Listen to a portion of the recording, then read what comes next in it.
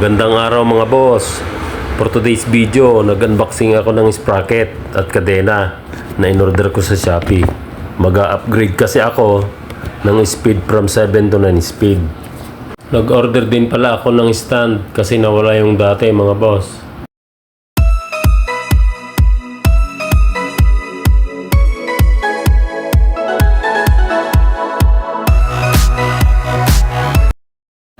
Sa pagtanggal ng gulong, gumamit lang ako dyan ng 15mm na box wrench mga boss.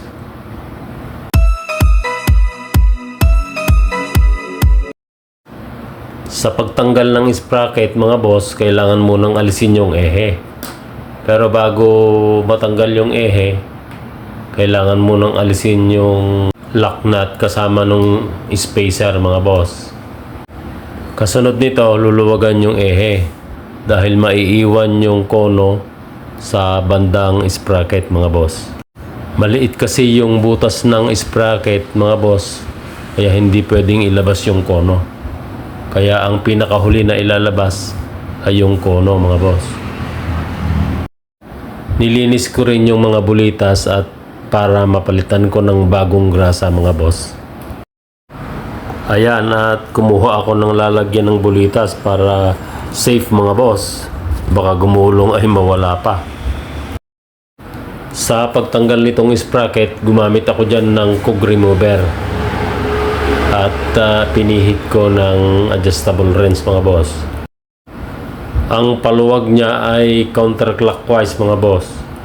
Clockwise kasi kung kumakagat yung sprocket natin mga boss.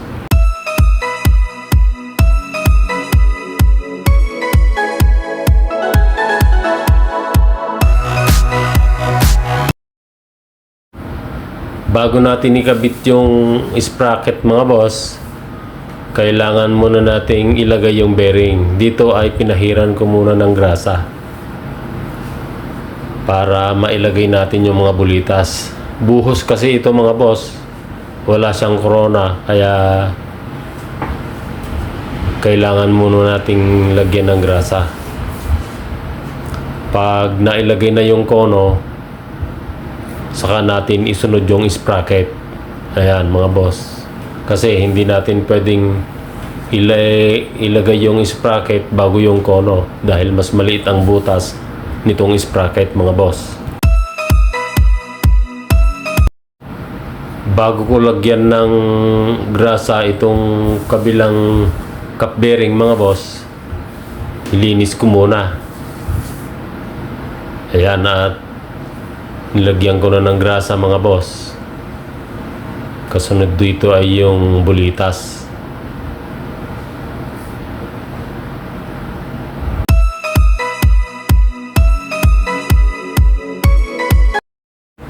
Ayan, at kompleto na mga boss. At dito ay ilalagay ko na rin yung ehe mga boss. Pihitin lang ito ng clockwise para kumapit siya doon sa kono. Isagad dito hanggang mag zero clearance na yung bearing natin mga boss. Pero pag pinaikot natin, kailangang pre-wheel siya mga boss, yung hindi pigil ang ikot niya.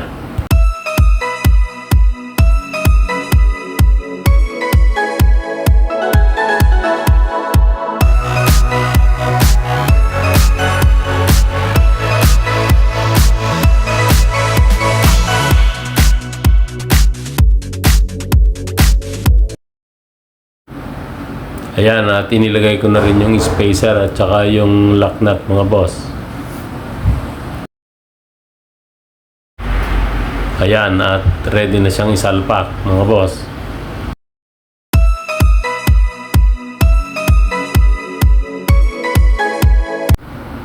Sa pagsalpak nitong ehe mga boss, hilain lang yung shifter para hindi babangga sa sprocket mga boss.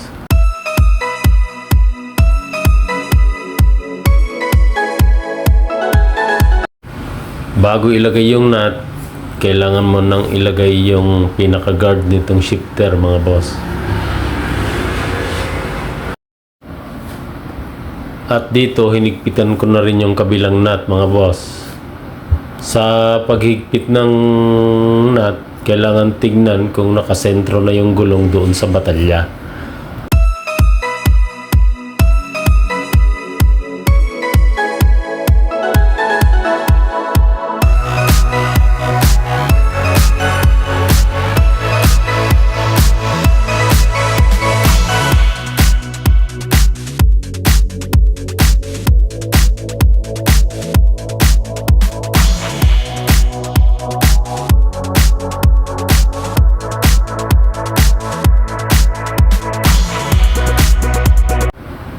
Dito ay ikakabit ko na rin yung side stand mga boss.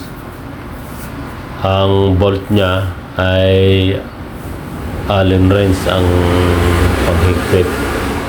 Dalawa lang yan mga boss.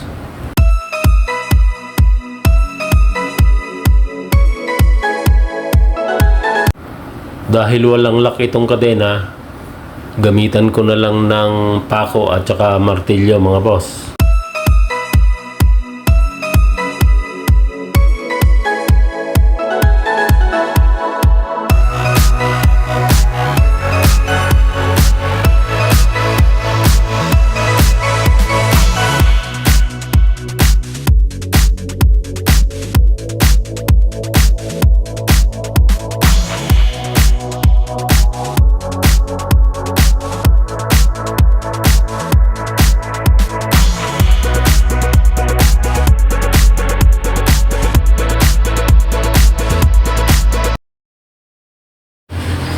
Sa pagsalpak nitong kadena mga boss, kailangan lang sundan yung kung paano nyo kinalas yung luma, ganun din nyo sasalpak yung bago para hindi tayo malito mga boss.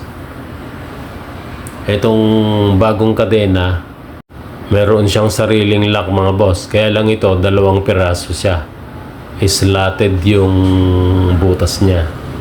Hindi kagaya ng ordinaryong kadena na 3 piraso yung lock. Para mag-lock yung kadena mga boss, inipitan ko lang siya ng vice grip. Ang brand nga pala nitong kadena at saka sprocket mga boss ay VG. VG as in victory. Magandang klase na rin ito mga boss.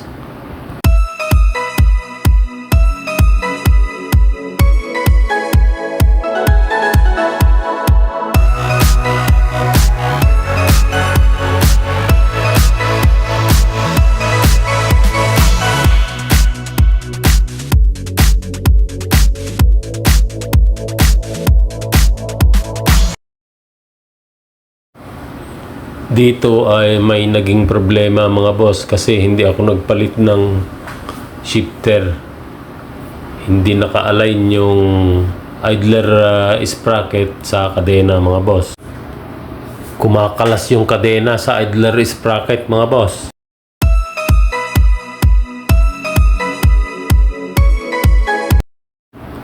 Dito ay kinalas ko yung idler sprocket mga boss para maituwid ko yung disalignment niya. Dito ay iniangat ko yung kadena mga boss para walang pumigil sa pagpihit ko nitong shifter mga boss. At gamit ang 8 na llabe, ibabalik ko ulit yung idler sprocket para mai-align ko yung pwesto niya mga boss.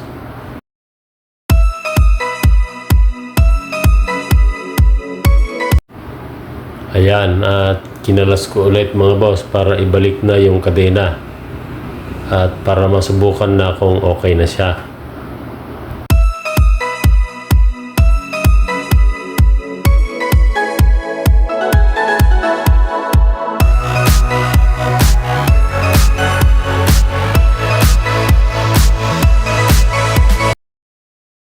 Ayan, okay na mga boss. Salamat sa panonood. Salamat sa mga subscribers.